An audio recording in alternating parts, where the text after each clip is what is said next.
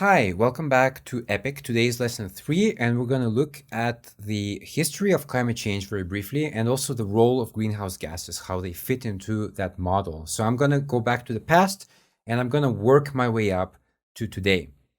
So the scientific method, as we saw, it's very nice and, most of the time it works. It's very efficient indeed.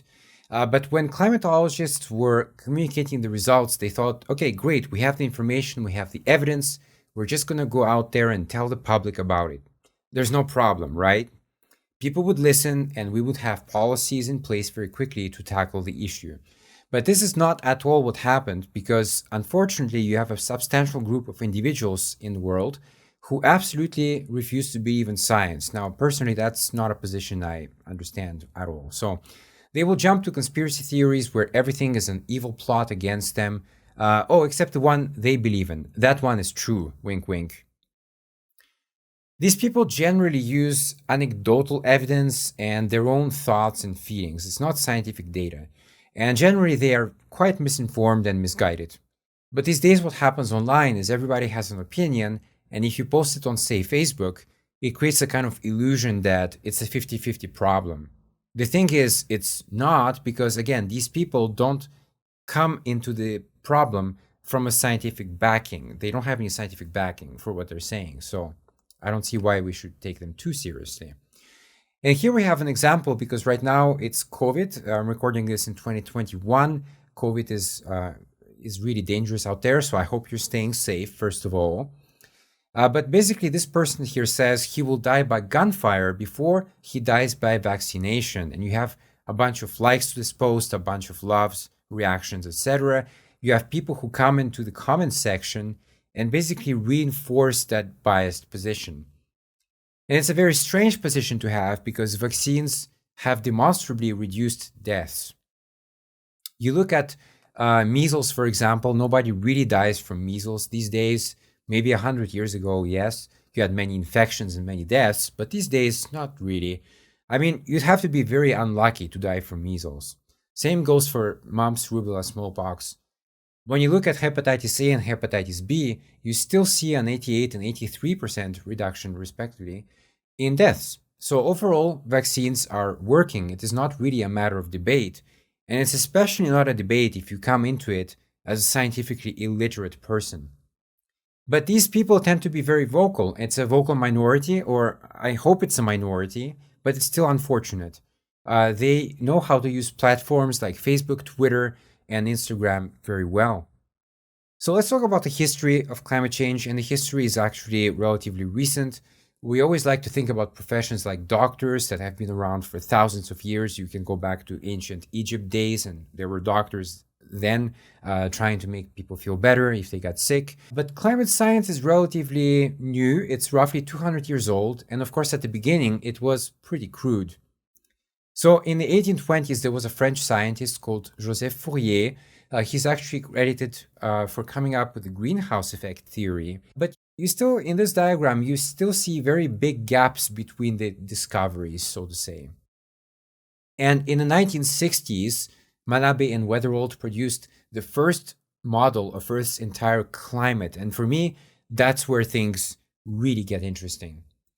And this is important because technology keeps evolving, and now we are able to build complex climate models. Now, climate models are basically lines of computer code that represent the Earth, the atmosphere, oceans, and how things interact. Now, with better technology, you can increase the resolution of these models. And what I mean by that is the resolution here. You have to think about it as kind of a Lego block. The smaller they are, the better, because you can have more accuracy in a said region of the planet. Now, the typical resolution, as I'm recording this in 2021, is 100 by 100 kilometers, which is pretty good, but you still need to do a fair amount of approximations. It's okay though, because these models function very well even with those approximations.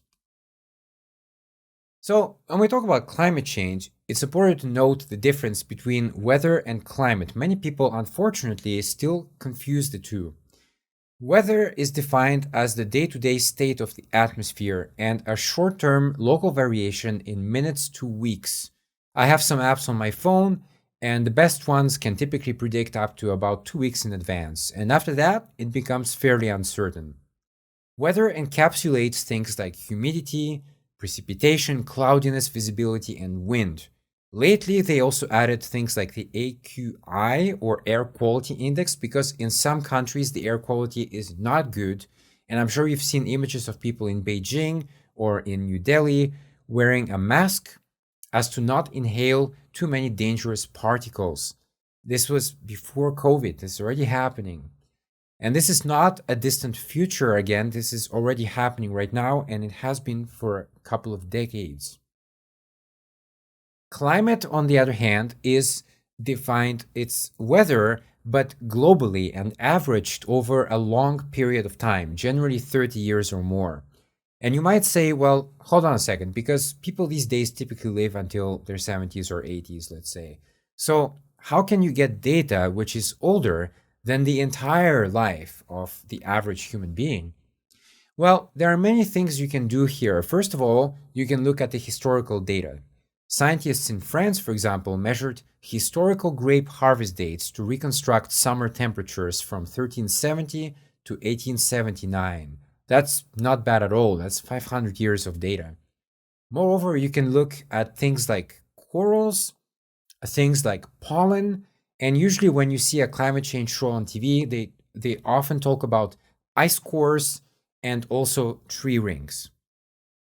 So with ice cores, for example, what happens is each year you have a layer of ice that forms, and per a certain measurement in centimeters, I'm not exactly sure how many centimeters it is, but you get a year's worth of information. So the further you can dig into the ice, the more data you can get. With trees, every ring represents a year, as you know, and you can identify the atmospheric conditions. For example, tree rings usually grow wider in warm, wet years, and they are thinner in years when it is cold and dry. These sources, by the way, are called proxies, and they can extend our knowledge of weather and climate from hundreds to millions of years. In the next lesson, we will talk a little bit more about the role of greenhouse gases.